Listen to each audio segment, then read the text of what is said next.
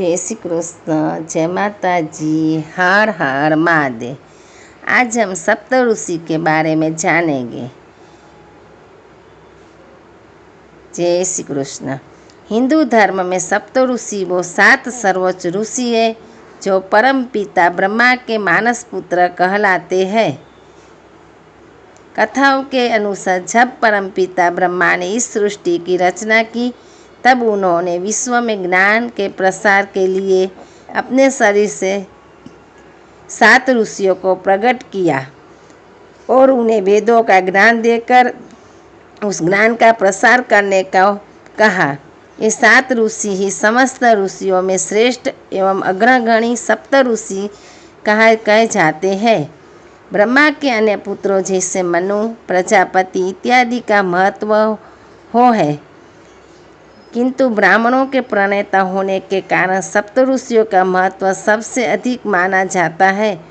आमतौर पर लोगों की धारणा है कि सप्त ऋषि सदैव एक ही रहते हैं, किंतु ऐसा नहीं है। बहुत कम लोगों को ये मालूम होगा कि सप्त ऋषि भी समय के साथ साथ बदलते रहते हैं। परम पिता ब्रह्मा के आधे दिन को एक कल्प कहते हैं। यह एक कल्प 1000 महायुगों का होता है। एक महायुग चारों युगों सत्ययुग, त्रेतायुग, द्वापर युग और कलयुग का योग होता है, जिसे चतुर्युग भी कहते हैं। ब्रह्मा के एक दिन में 14 मनु राज्य करते हैं। एक मनु के शासन को मनवंतर कहा जाता है, अर्थात 14 मनवंतरों का एक कल्प कहा जाता है। इस प्रकार एक मनु का शासन काल करीब 72 महायुगों का होता है। प्रत्येक मनवंतर पर सप्त ऋषि के सदस्य बदलते जाते हैं।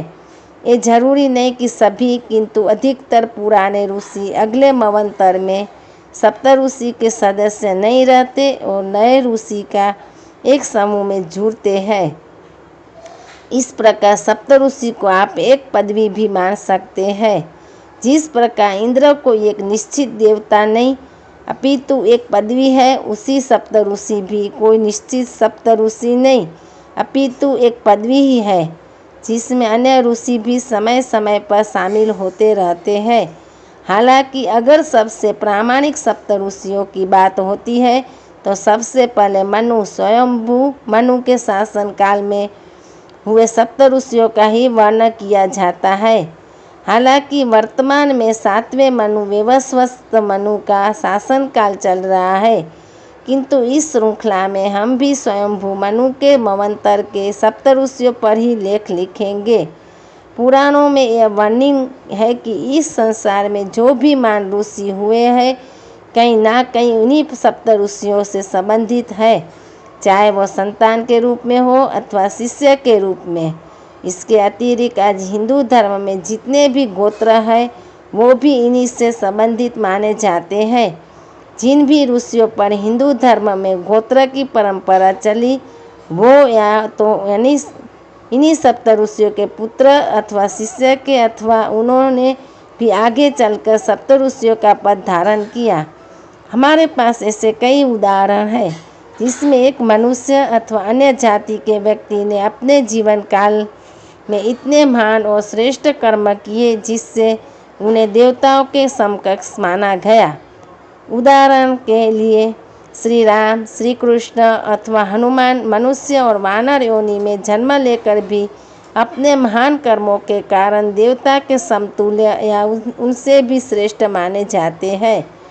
ठीक उसी प्रकार समय समय पर ऐसे कोई भी महर्षि जिन्होंने विश्व कल्याण में अपना अमूल्य योगदान दिया, उन्हें उस कारण से सप्त ऋषियों में शामिल किया गया। दूसरे शब्दों में कहें तो उन्हें विश्व कल्याण में किए गए अनेक योगदान के लिए सप्त ऋषि की पदवी से सम्मानित किया गया है। पहले मनु के शासन काल में जो 7 महर्षि सप्त ऋषि कहलावे हैं, सभी परम पिता ब्रह्मा के पुत्र थे, किंतु आने वाले मनवंतरों में जो नए ऋषि इस समूह से जुड़े, उनके साथ ब्रह्मा के पुत्र होने की अनिवार्यता नहीं थी। यही नहीं, इस सूची में कई ऐसे ऋषि भी हैं जो पहले रहे सप्त ऋषि के पुत्र हैं और बाद में उन्होंने भी सप्त ऋषि का पद ग्रहण किया। अर्थात स्वयंभू मनु के बाद जो भी सप्त ऋषि हुए थे वे केवल अपने जन्म के आधार पर नहीं अपितु कर्म के आधार पर ही सप्त ऋषि बने।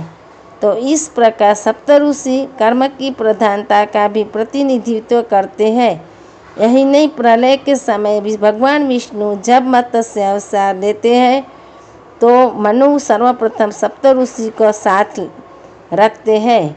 ब्रह्मा के पुत्रों मनु और प्रजापति दक्ष इत्यादि कई जगह सप्त ऋषियों को ही प्रजापति कहा गया है कि धार्मिक अनुष्ठान स्वयं सप्त ऋषि करते हैं।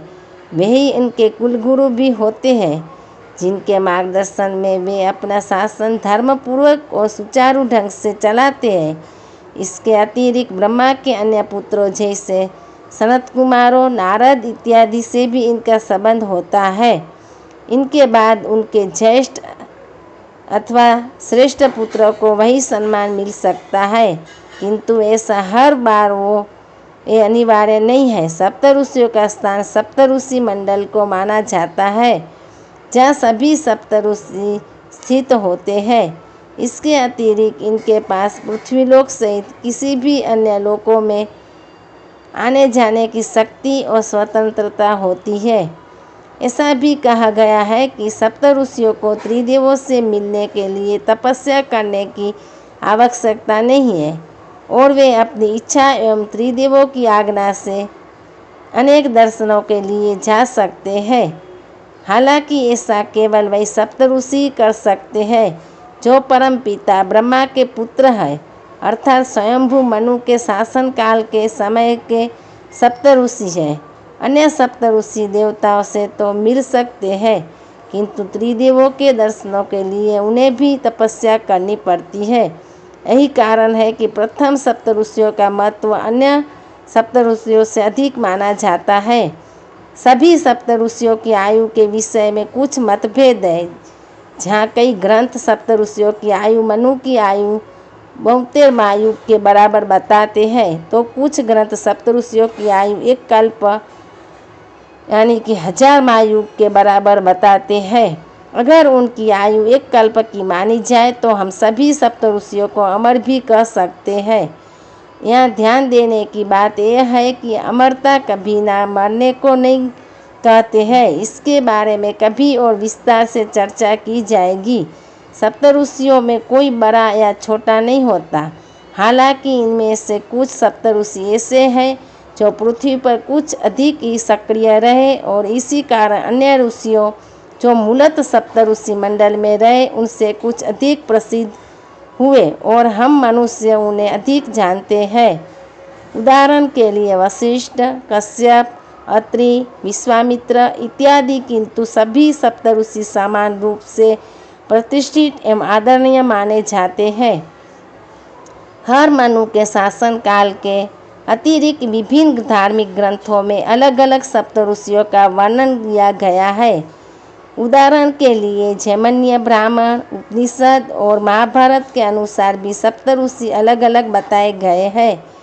स्वयंभू मनु परम पिता ब्रह्मा के 16 मानस पुत्र में से प्रथम 7 ऋषि मरीचि, अत्रि, अंगिरस, पुलह, क्रतु, पुलस्त्य एवं वशिष्ठ, स्वरोचिष, मनु, ऊर्जर, स्तंभ, वात, प्राण, वृषभ, निरय एवं परिवार। उत्तम मनु महर्षि वशिष्ठ के 7 पुत्र कुकुंडी, कुरुंदी, दल्य, शंख, प्रवाहित, मित एवं सम्मित, तापस मनु, ज्योतिर्धाम, पृथु, काव्य, चैत्र, अग्नि, वनक एवं पीवर। रेवत मनु हिरण्यरोमा, वेदश्री, ऊर्ध्वबाहु, वेदबाहु, सुदामा, पर्जन्य एवं मामुनि। चाक्षुषी मनु सुमेघा, विरजा, हविष्मान, उत्तम, मधु, अतिनामा एवं सहिष्णु। व्यवस्थ मनु श्राद्धदेव मनु, कश्यप, अत्रि, वशिष्ठ, विश्वामित्र, गौतम, जमग्नि एवं भारद्वाज। सावनी मनु गालव, दीप्तिमान, परशुराम, अश्वत्थामा, कृप, ऋष्य श्रृंग एम व्यास। दक्ष सार्वणी मनु, मेघातिथि वसु, सत्य ज्योतिष्मान धृतिमान सवन एम भव्य।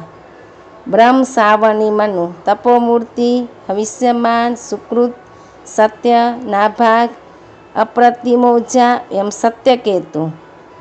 धर्म सार्विणी मनु, वपुष्यमान धूणी आरुणी ईश्वर भविष्यमान अनद एवं अग्नि तेजा।